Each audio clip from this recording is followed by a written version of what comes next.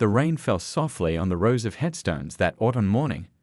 People stood with bowed heads, umbrellas dotting the landscape like black flowers.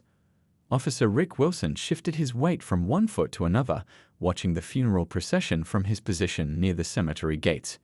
He had been with the Oakville Police Department for 15 years now, assigned to provide security for this high-profile funeral.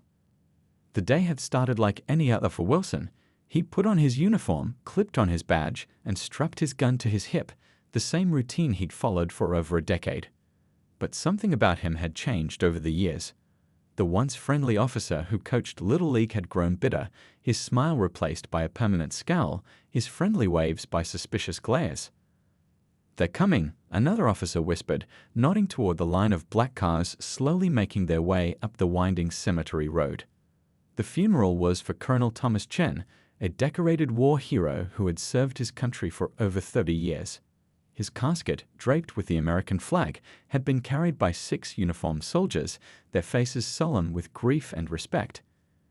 Hundreds had gathered to pay their respects, fellow soldiers, community members, and high-ranking military officials. Wilson watched as the cars stopped and people began to exit. His eyes narrowed when he spotted Lieutenant General Anthony Richardson stepping out of one of the vehicles. The general, a highly respected black military officer with 4 stars gleaming on his uniform, stood tall as he adjusted his cap. Something inside Wilson snapped in that moment. Later, witnesses would describe how his face changed, how his eyes seemed to fill with a rage that came from nowhere and everywhere at once. "Look at that man," Wilson muttered to himself, his hand moving to his holster. "Who does he think he is?" As Richardson walked toward the gathering, Wilson stepped forward, blocking his path. People nearby noticed the confrontation beginning to unfold. The general, maintaining his composure, gave a respectful nod. "Good morning, officer," Richardson said calmly. "I'm here for Colonel Chen's service." Instead of responding with words, Wilson did the unthinkable. His hand moved in one fluid motion, drawing his service weapon and pointing it directly at the general's chest. The crowd fell silent, a collective gasp frozen in the air. "Sir, please lower your weapon," Richardson said, his voice steady despite staring down the barrel of a gun. His military training kept him calm in the face of danger, but the disbelief was evident in his eyes. Time seemed to stand still. A child whimpered somewhere in the crowd. An old veteran in a wheelchair began to shake with anger. The widow of Colonel Chen looked up from her grief, new horror washing over her face. 3 military officers reacted with lightning speed, moving toward Wilson from different directions. Captain Lee was the first to reach him, grabbing his arm and forcing it upward as the other 2 officers tackled him to the ground. The gun clattered on the pavement but didn't discharge. "What are you doing?" shouted Captain Lee as he pinned Wilson's arm behind his back. "Have you lost your mind?" Wilson struggled against their hold, spitting words filled with hate that many would later be unwilling to repeat. His face was contorted with rage, all protocol and training forgotten in a moment of raw prejudice. As additional police officers rushed in to take control of the situation, the funeral attendees watched in shock. Phones recorded the incident from multiple angles, capturing every second of the confrontation that would soon make headlines across the country. The general straightened his uniform, his dignity intact despite the assault. He looked at Wilson not with hatred, but with something more complex, a weariness that spoke of battles fought not just on foreign soil, but on home ground too, battles that shouldn't still need fighting. And just like that, what should have been a day to honor a fallen hero became the beginning of a case that would change lives forever and force a community to confront the poison that had been growing in its midst. The small conference room at police headquarters buzzed with tension. Detective Gloria Park spread folders across the table, each one containing pieces of Officer Rick Wilson's life. 3 days had passed since the funeral incident, and she hadn't slept much. The coffee beside her had gone cold hours ago. "What have we got?" asked Chief Thompson, his face drawn with worry lines that hadn't been there the week before. "It's worse than we thought," Park replied, opening the first folder. "We got a warrant for his phone and computer. The things we found." She pushed several printed pages toward the chief. The text messages made the chief's face grow darker with each line he read. Messages to friends, to family members, to fellow officers who hadn't reported them. Years of hatred documented in Wilson's own words. "Look at this one," Park said, pointing to a message sent just 2 weeks earlier. He was angry about a traffic stop where he had to let someone go because there was no violation. His exact words aren't something I want to repeat. Outside the window, news vans lined the street. The video of Wilson pointing his gun at Lieutenant General Richardson had spread online faster than wildfire in dry brush. Reporters camped outside the station day and night, demanding answers about how a man with such views had been allowed to carry a badge and gun for 15 years. His personnel file shows he was passed over for promotion 3 times, Park continued, opening another folder. Each supervisor noted issues, but used careful language. Has difficulty working with diverse communities. Needs improvement in community relations. Shows reluctance to engage in cultural sensitivity training. All warning signs, but nobody connected the dots. The body camera footage had been the final nail. Wilson hadn't turned his off, capturing every second of the confrontation. The footage showed Richardson doing nothing threatening, just walking toward a funeral, dressed in his full military uniform, his expression somber and respectful, until he found himself staring down the barrel of Wilson's gun. By day 4, former colleagues started coming forward. Officer Hank Torres was the first. "I should have said something years ago," Torres told Park, his hands shaking around a paper cup of water. "We were patrolling downtown, and he made comments about which businesses he thought should be there and which shouldn't. It was all about the owners' backgrounds. I changed partners after that shift, but I never filed a report. I didn't want to start trouble." By the end of the week, 12 officers had similar stories, small incidents, comments made in patrol cars, rougher treatment of certain suspects. All had gone unreported, each person thinking their single experience wasn't enough evidence, not realizing they were pieces of a larger pattern. Wilson's locker at the station revealed more.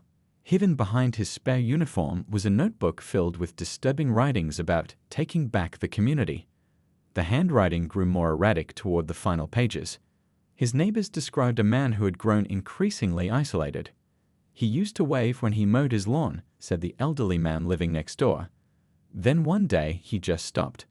Put up a bigger fence too. Started complaining about noise whenever my grandkids visited, especially my daughter's children who are mixed." The investigation uncovered a photo from 10 years earlier. Wilson smiling in a community baseball league he had coached. Another from 7 years ago showed him scowling at a department diversity training session. Something had changed in the man, or perhaps had always been there beneath the surface, growing stronger year by year. When Detective Park finally interviewed Wilson in his jail cell, he showed no remorse. "You really don't see what you did wrong, do you?" she asked, stunned by his calm demeanor. "That man didn't belong there," was all Wilson would say, his eyes cold and certain. Park closed her notebook and left, the weight of what they'd discovered heavy on her shoulders. This wasn't just about one incident or one officer. The investigation had revealed cracks in the entire system, cracks that had allowed Wilson's hatred to go unchecked until it exploded in front of hundreds of witnesses on what should have been a solemn day of mourning. The Pentagon's press room had never been so packed. Reporters from every major news outlet sat shoulder to shoulder, cameras flashing as Admiral Howard took the podium. His uniform was crisp, medals gleaming under the harsh lights as he cleared his throat. What happened at Colonel Chen's funeral was not just an attack on Lieutenant General Richardson, he began, his voice steady but with an edge of controlled anger. It was an attack on everything our military stands for. On the values that every service member pledges to uphold. Behind him stood 5 high-ranking officers representing every branch of the military. Their presence sent a clear message. This wasn't just the Army's fight. This was personal for every person who had ever worn a uniform. News channels carried the statement live. In living rooms across the country, veterans watched with tears in their eyes. In barracks and on ships around the world, active duty personnel gathered around screens, their faces tense. Lieutenant General Richardson has served this country with distinction for 32 years, Admiral Howard continued. He has led troops in combat. He has made decisions that saved countless American lives. And yet, at the funeral of a fellow officer, he was treated not as a decorated military leader, but as a threat for no reason other than the color of his skin. Outside a small apartment building in Washington, D.C., reporters had been camping for days. Lieutenant General Richardson had maintained his privacy, declining all interview requests. Only his statement from the day after the incident existed on record. This is larger than one individual.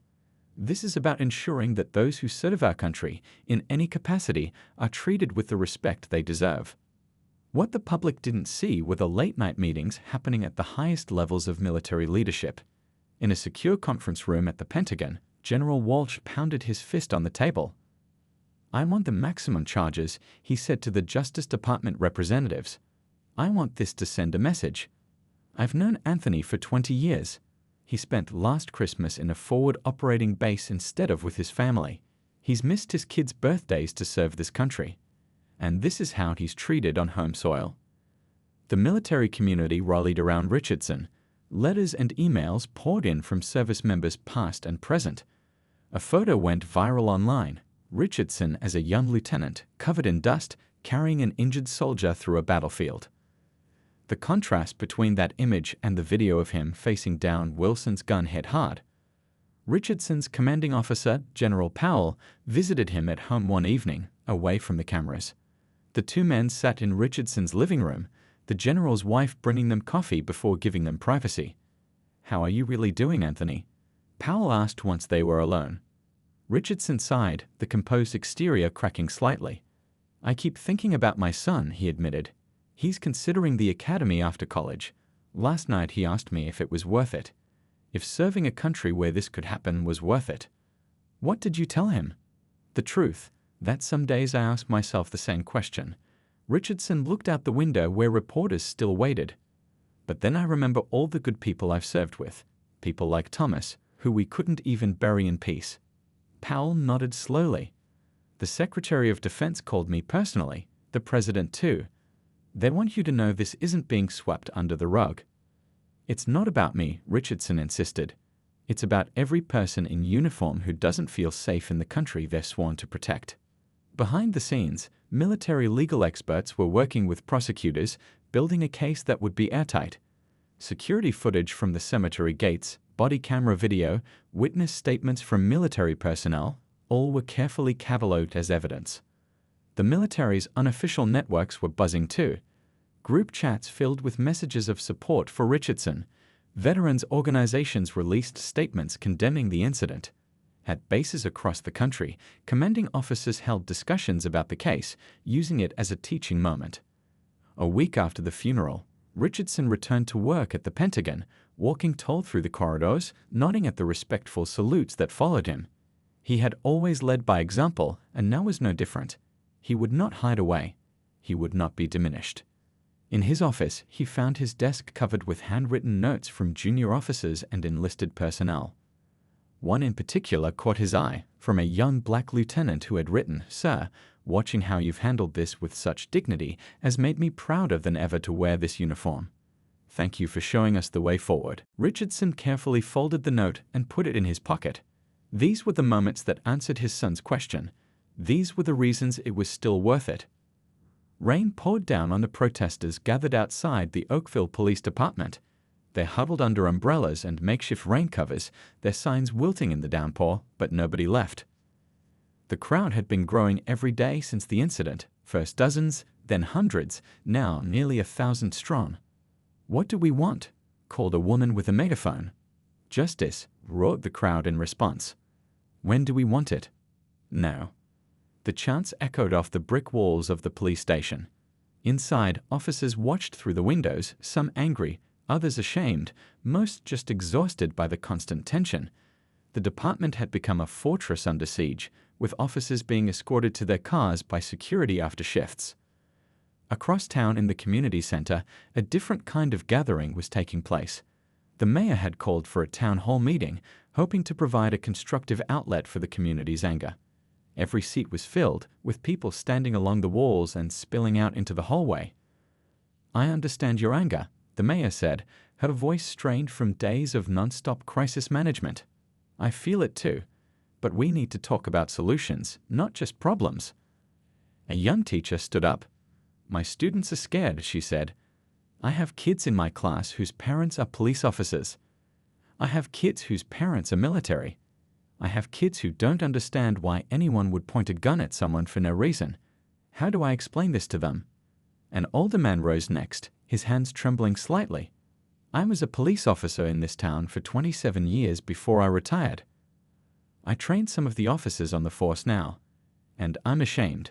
This isn't what I taught them. This isn't what the badge is supposed to stand for. The questions and comments continued for hours, raw emotion filling the room. Some called for the entire police leadership to resign. Others warned against painting all officers with the same brush. Parents described difficult conversations with their children.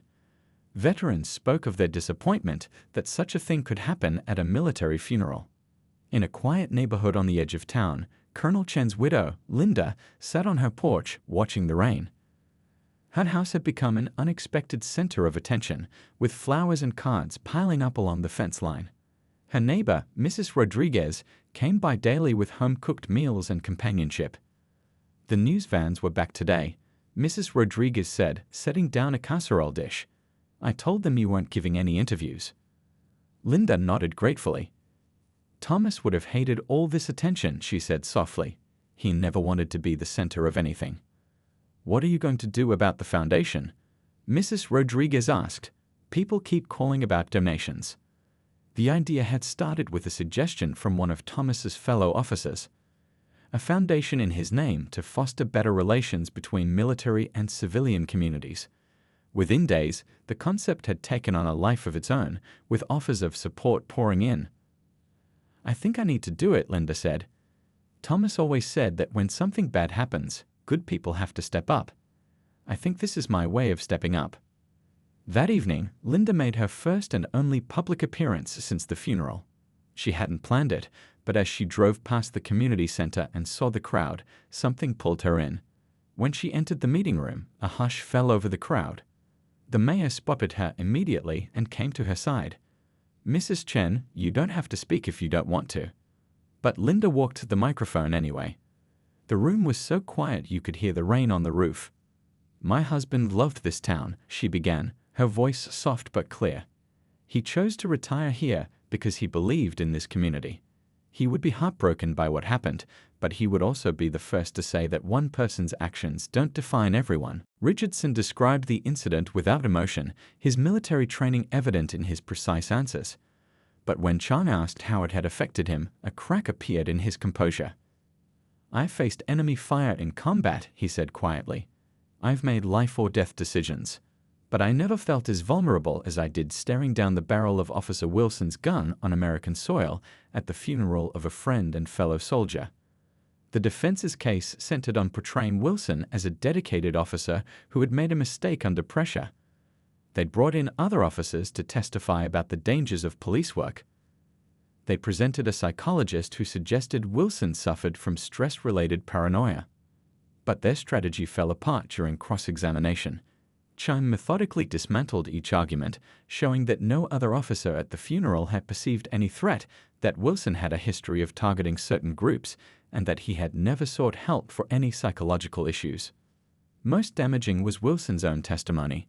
Against his lawyer's advice, he insisted on taking the stand. Under Reeves' careful questioning, he maintained that he had acted out of concern for public safety. But when Chun began her cross-examination, Wilson's facade crumbled. Officer Wilson, she asked, why didn't you approach any of the other high-ranking military officials at the funeral? I didn't notice them, Wilson replied. So you noticed the black general, but not the white ones standing near him? Wilson's face hardened. He looked out of place. A decorated general in full uniform looked out of place at a military funeral? Chun pressed. You're twisting my words, Wilson snapped. I'm asking simple questions, Officer Wilson. What specifically made Lieutenant General Richardson look out of place to you? The courtroom held its breath as Wilson struggled to find an answer that wouldn't incriminate him further.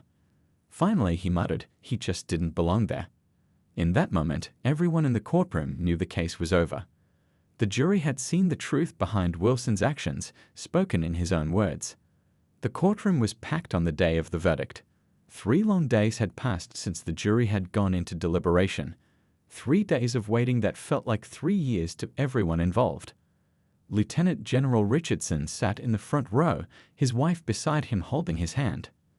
Behind them sat Colonel Chen's widow, Linda, surrounded by friends. On the other side of the aisle, a few of Wilson's family members huddled together, looking tired and worn down by the strain of the trial. When the jury filed in, no one could read their expressions. They kept their eyes down, faces serious. The foreman handed a folded paper to the bailiff, who passed it to Judge Walker. The judge read it silently, his face giving nothing away. "Will the defendant please rise?" he said at last. Wilson stood slowly, Reeds rising beside him. The courtroom held its collective breath. "On the count of aggravated assault with a deadly weapon, how do you find?" The foreman stood. "We find the defendant guilty." A soft murmur swept through the courtroom. "On the count of civil rights violations, how do you find?" "Guilty." "On the count of hate crime enhancements, how do you find?" The foreman's voice was steady. "Guilty." Richardson closed his eyes briefly. His wife squeezed his hand. Linda Chen let out a breath she hadn't realized she'd been holding. The judge thanked the jury for their service and set the sentencing hearing for 2 weeks later. As Wilson was led away in handcuffs, he showed no emotion, his face a blank mask. Those 2 weeks were filled with speculation. Legal experts appeared on news programs debating what the sentence might be. Some argued that given the high-profile nature of the case, the judge might impose a harsh penalty to send a message. Others thought that Wilson's years of service might lead to leniency. The sentencing hearing began with impact statements. Richardson spoke first, his voice steady and dignified. "What happened that day wasn't just about me," he said. "It was about every person who has ever been judged by the color of their skin rather than the content of their character. It was about the division that still exists in our society. I don't speak today out of anger or a desire for revenge.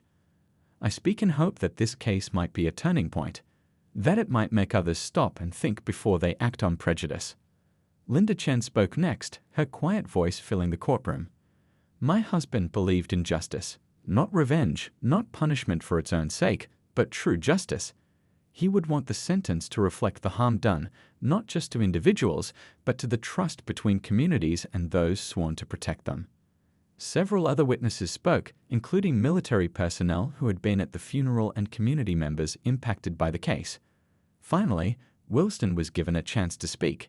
He rose slowly, looking older than his 52 years. The courtroom grew completely silent. "I have nothing to say," he stated flatly, then sat back down. Judge Walker took a moment before beginning his sentencing statement. He had been a judge for 28 years and was known for his fairness and thoughtful decisions. "Mr. Wilson," he began, "you took an oath to protect and serve your community without fear or favor. On October 15th, you betrayed that oath in the most fundamental way possible. You threatened a decorated military officer not because of any action he took, but because of who he is. This court cannot and will not tolerate such a betrayal." The judge adjusted his glasses, his expression grave. "What makes this crime particularly egregious is the context. You chose to commit this act at a funeral, a time of mourning and reflection. You chose to target not just any citizen, but a high-ranking military officer with decades of service to this country. And you did so while wearing the uniform of a police officer, undermining the trust that is essential between law enforcement and the communities they serve." The judge paused, looking directly at Wilson. The evidence presented during this trial showed a clear pattern of prejudice and bias that had gone unchecked for years. This was not a momentary lapse in judgment, but the culmination of long-held views that have no place in our society, let alone in law enforcement. The courtroom was completely still as everyone waited for the sentence. Taking into account all aggravating factors and finding no mitigating circumstances, this court sentences you to life in prison. A gasp rippled through the courtroom. Legal experts had predicted a severe sentence, but life imprisonment was almost unprecedented for an officer in a case where no one had been physically injured. As Wilson was led away, reporters rushed from the courtroom to break the news. Within minutes, the sentence was the top story on every news channel. Legal commentators called it historic and a turning point in how the justice system addresses abuses of power motivated by prejudice. Outside the courthouse, a crowd had gathered to hear the verdict. When the news came, there were cheers and tears and embraces between strangers. For many, It wasn't just about one case or one officer. It was about feeling, perhaps for the first time, that justice could work for everyone. 1 year after Officer Wilson's sentencing, the Oakville Police Department looked very different. The building was the same red brick with white steps leading to glass doors, but everything inside had changed. Chief Thompson had resigned 3 days after the verdict. His replacement, Chief Rivera, had been brought in from outside the department with a mandate for complete reform. Her first act had been to commission an independent review of every officer's record and conduct. "We're rebuilding from the ground up," she told a community meeting in her first week. "Trust isn't given. It's earned, and we have a lot of earning to do." The review had been painful but necessary. 7 officers were dismissed when the investigation uncovered concerning patterns of behavior or biased comments. 12 more left voluntarily, uncomfortable with the new direction. But for every officer who left, 3 new applicants stepped forward, drawn by the department's commitment to change. Today, a new class of cadets was graduating from the academy. Their training had been different from any before, with intensive courses on community relations, bias recognition, and cultural awareness alongside traditional police skills. Standing at the back of the ceremony, Detective Gloria Park watched with mixed emotions. The case that had shaken the department to its core had also propelled her career forward. She now headed the newly formed Internal Affairs Division, responsible for investigating officer misconduct. "How's it feel to be the most feared person in the building?" asked Officer Torres, coming to stand beside her. Park smiled slightly. "I'd rather be respected than feared. But I'll take either over what we had before." Silence. Across town, the Chen Foundation was hosting its first major community event. Linda Chen had transformed her grief into purpose, using donations that poured in after the trial to establish programs bringing together police, military veterans, and community members. Today's event was a neighborhood cleanup followed by a barbecue.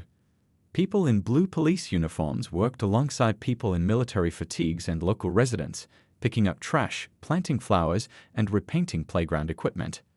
Linda moved among them, offering water bottles and words of encouragement. She paused beside an elderly man who was carefully painting a bench. "That looks beautiful, Mr. Washington," she said, handing him a cold bottle of water. He looked up, smiling. "Your husband would be proud of what you've done here, Linda. Turning something so ugly into something good." She nodded, emotion catching in her throat. "I think he would be." At the Pentagon, Lieutenant General Richardson was packing up his office. His promotion to full general had come through last month, along with a new assignment. Photos of his family stood on his desk alongside awards and mementos from his long career. But there was one item that hadn't been there a year ago. A simple framed quote that read, "The true measure of a person is not how they fall, but how they rise." A knock at the door interrupted his packing. General Powell entered, looking around at the half-empty office. "Almost ready for the big move?" he asked. Richardson nodded. "Just about. Still feels strange. The Joint Chiefs won't be the same without you. But I understand why you're taking this new role." The new role was something Richardson had proposed himself, heading a special task force on improving relations between military and civilian communities. It meant giving up his place in the traditional chain of command, but it also meant a chance to make real change. "When I testified at that trial," Richardson said quietly, "I meant what I said about hoping it would be a turning point. I can't just say that and then go back to business as usual." Powell nodded, understanding. "Your first visit is to Oakville, right?" "Next week. The mayor's office and Chief Rivera have organized a town hall. The Chen Foundation is involved too." "Full circle," Powell remarked. "Not a circle," Richardson corrected him. "A step forward." At the state prison, Wilson sat alone in his cell, as he did most days. The life sentence had hit him hard. Appeals had been filed and rejected. His family visited less and less frequently as the months passed. Sometimes he watched the news reports about the changes in Oakville, about the Chen Foundation, about Richardson's promotion and new role, about the police department's transformation. He watched it all with the same cold expression he'd worn throughout the trial. What went through his mind, no one knew. Whether he felt remorse or just resentment remained his secret.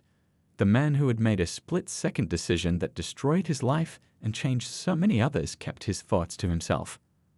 Back in Oakville, as evening fell, the community barbecue at the park was in full swing. Police officers flipped burgers alongside veterans. Children played on the newly painted playground equipment. Neighbors who had never spoken before found themselves in conversation. Linda Chen stood to the side for a moment, taking it all in. A young police cadet approached her hesitantly. "Mrs. Chen, I just wanted to say thank you for doing all this. I joined the force because of what happened last year. I wanted to be part of the solution." Linda looked at the young woman, earnest, nervous, determined to make a difference. "What's your name?" she asked. "Officer Taylor, ma'am." "Well, Officer Taylor, thank you for being here. This is how we move forward. Not by forgetting what happened, but by learning from it, by doing better." As night fell over Oakville, lights came on in the park. People continued to talk, to laugh, to share food and stories. One incident had torn the community apart, but day by day, conversation by conversation, they were putting it back together, different than before, but perhaps stronger at the broken places.